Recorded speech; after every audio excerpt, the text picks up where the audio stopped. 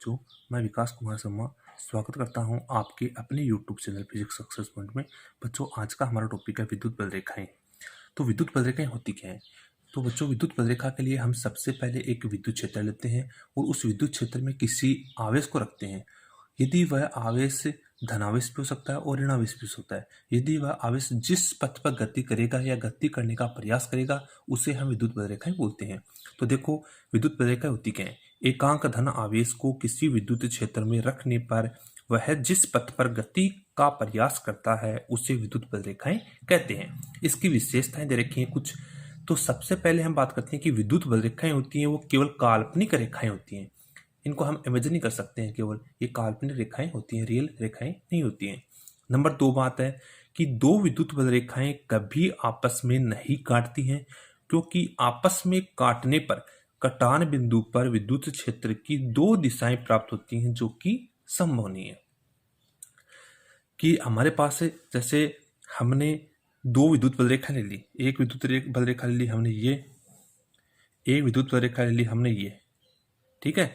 तो ये कभी आपस में नहीं काटती हैं, क्योंकि यदि काटेगी, काट रही है यहाँ पर, यदि काटेंगी तो इनकी दो दिशाएं प्राप्त होंगी। एक ये दिशा प्राप्त हो गई, एक ये दिशा प्राप्त होगी, जो कि क्या है, इसके अंतर्गत विद्युत बल रेखा के अंदर संभव नहीं होती। नंबर 3 बात है कि विद्युत बल रेखाएं कभी चालक में प्रवेश नहीं करती हैं। कि जैसे हमारे पास कोई चालक है, ये हमारे पास कोई चालक है, चालक को हम वृत्ताकार, बेलनाकार, वर्गाकार कोई भी ले सकते हैं। इस चालक के अंदर कभी भी विद्युत बल रेखा प्रवेश नहीं कर सकेगी, इसके अंदर कभी भी प्रवेश नहीं करती है। जैसे विद्युत बल रेखा यहाँ तक ही रह सकती है, इधर यहाँ तक ही रह सकती है, इधर यहाँ तक रह सकती है, इधर भी यहाँ तक ही रह सकती है। मतलब कि विद्युत बल रेखा वो कभी भी चालक के अंदर प्रवेश नहीं करती। 4 नंबर पॉइंट है कि विद्युत बल रेखाएं धन आवेश से बाहर निकलती हैं। ये हमारे पास क्या है, एक धन आवेश है, तो विद्युत बल रेखाएं क्या है, धन आवेश से क्या निकल रही है, बाहर निकल रही है। सभी के अंदर क्या है, बाहर निकल रही हैं। तो विद्युत बल रेखाएं धन आवेश से बाहर निकलती हैं और ऋण आवेश में प्रवेश करती हैं। और ऋण आवेश है, ये हमारे पास ऋण आवेश है, ऋण आवेश में क्या कर रही है, विद्युत बल रेखाएं प्रवेश कर रही हैं, इसके अंदर आ रही हैं, ये ऋण आवेश है।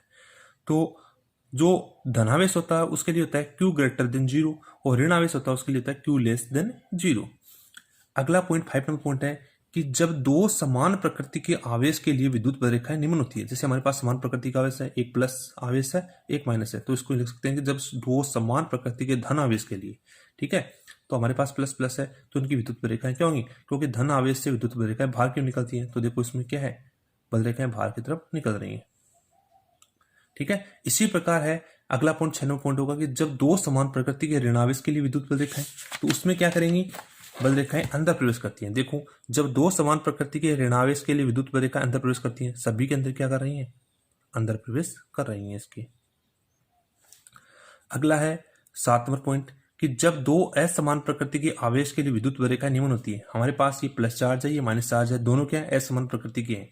तो देखो प्लस है, प्लस से विद्युत बल रेखाएं बाहर निकल रही हैं और ये माइनस है, ठीक है, ये प्लस है, प्लस से क्या है, बाहर निकल रही है, और माइनस के अंदर क्या कर रही है, प्रवेश कर रही है। प्लस से बाहर निकल के किधर प्रवेश कर रही है, माइनस के अंदर प्रवेश करती है।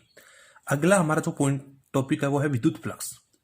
विद्युत फ्लक्स क्या होता है, विद्युत फ्लक्स होता है किसी काल्पनिक बंद पृष्ठ के लंबवत पृष्ठ से गुजरने वाली विद्युत बल रेखाओं की संख्या को विद्युत फ्लक्स कहते हैं। जैसे हमारे पास में यह है, ठीक है, ये हमने क्या ले लिया, एक काल्पनिक बंद पृष्ठ ले लिया। इस काल्पनिक बंद पृष्ठ के लंबवत, लंबवत है ये हमारे पास, ठीक है, लंबवत पृष्ठ से गुजरने वाली विद्युत बल रेखाओं की संख्या, ठीक है, ये सभी क्या है, इनके लंबवत गुजर रही हैं। और ये इसका क्या है, क्षेत्रफल है, पृष्ठीय क्षेत्रफल जिसको हम बोल सकते हैं। जो विद्युत क्षेत्र और क्षेत्रफल, जो इसको पृष्ठीय क्षेत्र बोल सकते हैं, अल्पांश क्षेत्र बोल सकते हैं, वो कितना कोण बनाएगा, थीटा कोण बनाएगा। तो हम बोल सकते हैं कि किसी पृष्ठ के लंबवत पृष्ठ से गुजरने वाली विद्युत बल रेखाओं की संख्या को विद्युत फ्लक्स कहते हैं। इसका फॉर्मूला होता है क्या, फाई बराबर, यदि हम यहाँ पर क्षेत्रफल डी ए ले लें तो हो जाएगा फॉर्मूला फाई बराबर ई सदिश डॉट डी ए सदिश, और यदि हम यहाँ पर क्षेत्रफल ए ले लें तो लिख देंगे फाई बराबर ई सदिश डॉट ए सदिश। तो हमने यहाँ पर ए लिया है, तो हमने लिया ए, तो फाई बराबर कितना लिख दिया, ई ए कोस थीटा। ई ए कोस थीटा क्यों हुआ, क्योंकि फाई बराबर ई सदिश डॉट ए सदिश हुआ, तो डॉट प्रोडक्ट को बोलते हैं कोस थीटा। तो फाइव बराबर ई ए कोस थीटा। मात्रक जो विद्युत क्षेत्र है ई, विद्युत क्षेत्र का मात्रक हमने पढ़ा था न्यूटन अपॉन कूलम। ए क्या होता है क्षेत्रफल, क्षेत्रफल का मात्रक होता है मीटर स्क्वायर। तो मात्रक क्या हो गया विद्युत फ्लक्स का न्यूटन अपॉन कूलम गुणा मीटर स्क्वायर, या इसको हम बोल सकते हैं वोल्ट मीटर। ठीक है, अब हम बात करते हैं इसकी विशेष स्थितियों की। जब हमारे पास थीटा का मान कितना हो 0 डिग्री, मतलब ई सदिश और डी ए सदिश है, इनके बीच में कोण कितना है थीटा। यदि ये कोण कितना हो 0 डिग्री, और 0 डिग्री कब होता है जब ई सदिश और डी ए सदिश दोनों क्या हो समान दिशा में। तो हमारे पास यहाँ क्या दे रखा है, ये ई सदिश है विद्युत क्षेत्र और ये डी ए सदिश क्या है पृष्ठीय क्षेत्रफल है। दोनों क्या है सेम दिशा में है, समान डायरेक्शन में है। समान डायरेक्शन में होंगे तो थीटा का मान कितना होगा 0 डिग्री। थीटा का मान 0 डिग्री तो कोस 0 का मान 1। तो क्या लिख देंगे फाइव बराबर ई ए कोस थीटा था, तो फाइव बराबर लिख दिया हमने ई ए। कोस थीटा की जगह कितना आ गया 0। नंबर 2 बात करें कि जब थीटा बराबर 90 डिग्री हो। 90 डिग्री कब होता है जब विद्युत क्षेत्र ई और पृष्ठ क्षेत्र परस्पर क्या हो लंबवत। तो हमने क्या लिया विद्युत क्षेत्र ई है और ये पृष्ठ क्षेत्र क्या है डी है, दोनों क्या परस्पर लंबवत 90 डिग्री का कोण बना रहा है। तो थीटा बराबर 90 डिग्री। यदि थीटा बराबर 90 डिग्री कोस 90 का मान कितना होगा 0 डिग्री। इसलिए हम क्या लिख देंगे फाइव बराबर ई ए कोस 90। तो फाइव का मान कितना आ जाएगा 0 डिग्री। इसी प्रकार ले लें जब थीटा बराबर कितना हो 180 डिग्री।